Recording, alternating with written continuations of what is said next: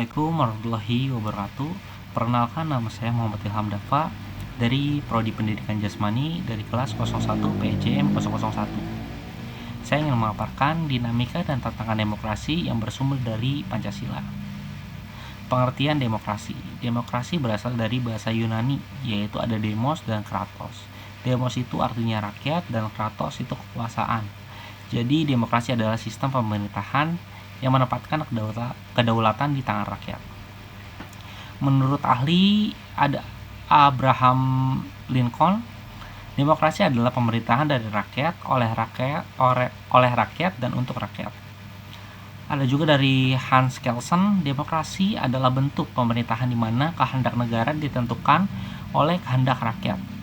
Dalam konteks Indonesia, demokrasi dilandasi oleh nilai-nilai Pancasila sehingga dikenal sebagai demokrasi Pancasila. 2. Prinsip-prinsip dan nilai-nilai demokrasi. Prinsip-prinsip demokrasi yaitu ada kedaulatan rakyat, persamaan di depan hukum, kebebasan berpendapat, pemilihan umum yang jujur dan adil, pembagian kekuasaan, dan supremasi hukum.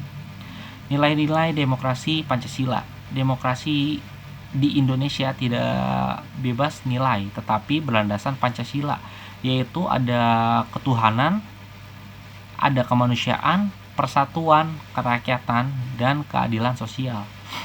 Untuk ketuhanan, demokrasi harus berlandaskan moral dan agama. Untuk kemanusiaan, menghargai hak asasi manusia. Untuk persatuan, mengutamakan keutuhan bangsa. Untuk kerakyatan, musyawarah untuk mufakat. Keadilan sosial yaitu kesejahteraan bagi seluruh rakyat. Nilai utama demokrasi Pancasila adalah musyawarah dan mufakat, bukan sekedar suara terbanyak. 3. Menggali sumber historis demokrasi di Indonesia. Demokrasi Indonesia memiliki akar sejarah yang panjang. Ada masa kerajaan atau prakemerdekaan, yaitu nilai musyawarah sudah ada dalam budaya lokal, desa atau adat. Ada masa pergerakan nasional. Organisasi seperti Budi Utomo mulai mengenalkan partisipasi rakyat. Lahir semangat persatuan melalui Sumpah Pemuda 1928. Ada masa kemerdekaan. Demokrasi mulai diterapkan setelah Proklamasi Kemerdekaan Indonesia 1945.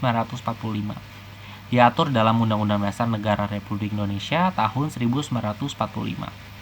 Ada masa Orde Lama dan Orde Baru. Demokrasi mengalami pasang surut, terpusat dan terbatas.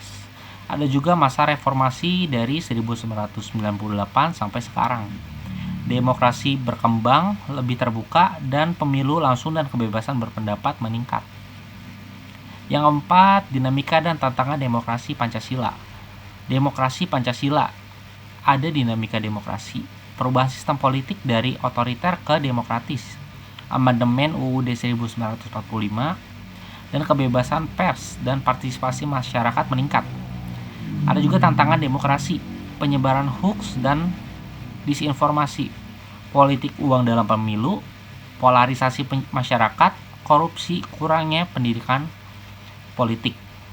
Ada juga upaya mengatasi tantangan, meningkatkan pendidikan demokrasi, menanamkan nilai Pancasila, memperkuat penegakan hukum, dan mengembangkan sikap toleransi dan musyawarah.